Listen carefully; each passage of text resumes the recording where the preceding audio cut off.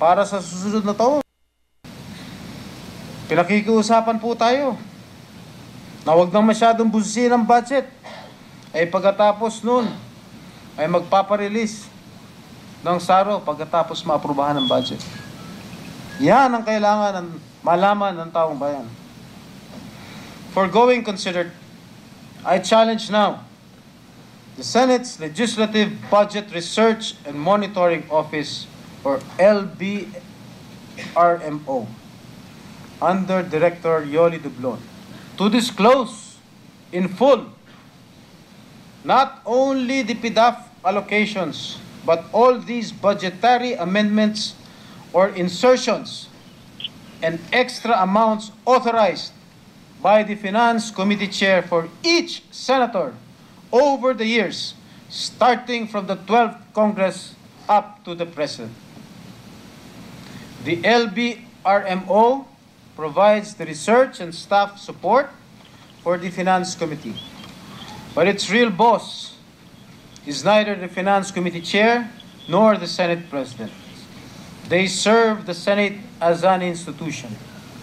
So I am confident that Director Dublon, who has served under so many Finance Committee chairmen in her decades of exemplary service, will respond to my call to bear all these facts.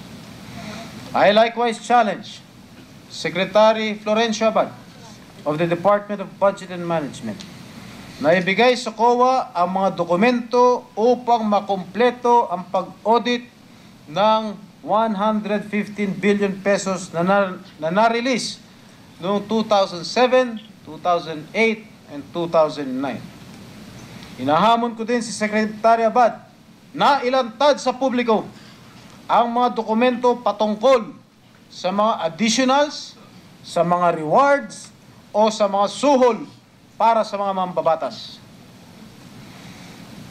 Nakakapagtakang napakatahimik ng DBM sa gitna ng usapin patungkol sa PDAF. Napakahalaga ng papel na ginagampanan ng DBM, kaya dapat sila ang nangunguna sa pagtatanong kung saan napunta ang inilabas nilang pondo. Hindi ba?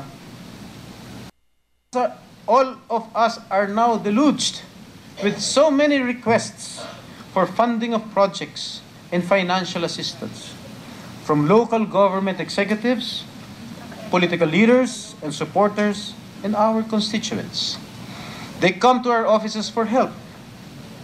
I and some other senators have consistently allocated part of our PDAF for the benefit of indigent patients seeking medical attention in government hospitals like the Philippine Heart Center, the National Kidney and Transplant Institute, Children's Hospital, Orthopedic Hospital, the Philippine General Hospital, and even hospitals outside of Metro Manila.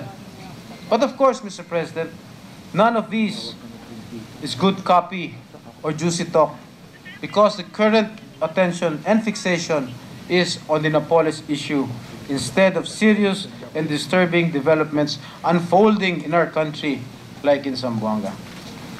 Sino ba sa atin dito sa Senado ang hindi nakakatanggap ng dagsa-dagsang request para mabigyan ng PDAF? Lahat ba na nag-iimbista ngayon ay nakakasiguro na hindi nasasayang, nabubulsa, o nadadivert ang kanilang inilang pondo sa kamay ng mga ahensyang pinagkatiwalaan ng DBM na humawak ng pondong ito?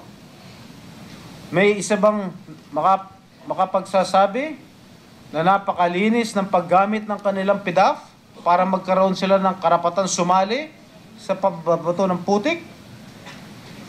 Mr. President, the media frenzy, the cry for blood, and for heads to roll has reached much intensity that it seems impossible for those implicated to be given any just and fair treatment.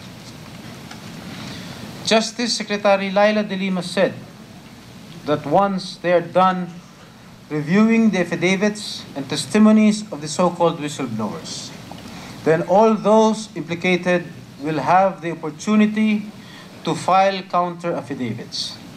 And then based on the panel's review of these, they will decide if there is probable cause to file appropriate charges against respondents based on evidence.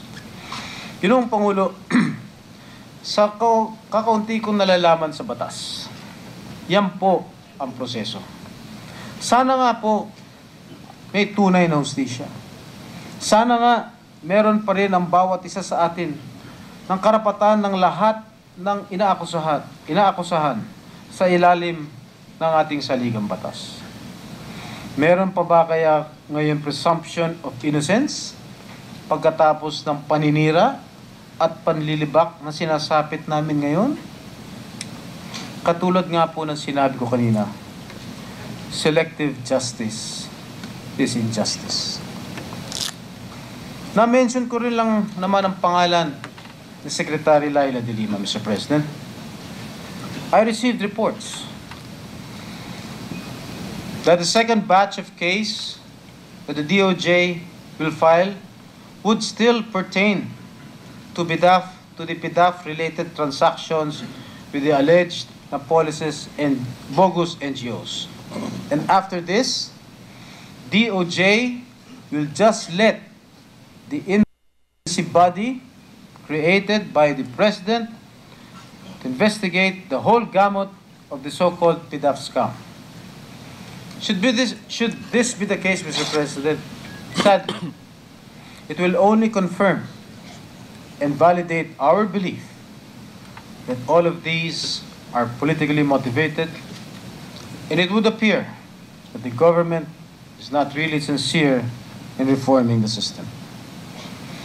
Mr. President, I believe that we all here are victims of a flawed system which is so ingrained that it has been institutionalized.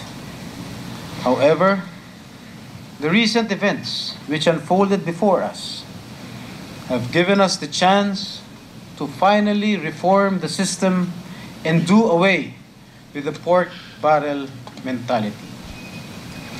There has been clamor from the people to abolish PDAF and to hold accountable those who have bastardized the system for their own vested interests. Ngunit, sa gitna ng lahat ng ingay at sigaw ng sambayanan na baguhin ang bulok na sistema, naway marinig pa rin ang tinig ng mga nauna ng pinaratangan.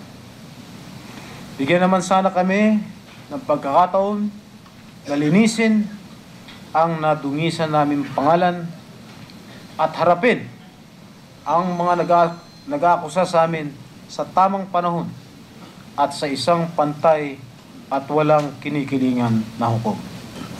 At kapag nabago na ang bulok na sistema, naiwasto ang tiwali at naitama ang wali, doon pa lang natin masasabi na tunay na ang tuwid na daan. Maraming salamat po. President.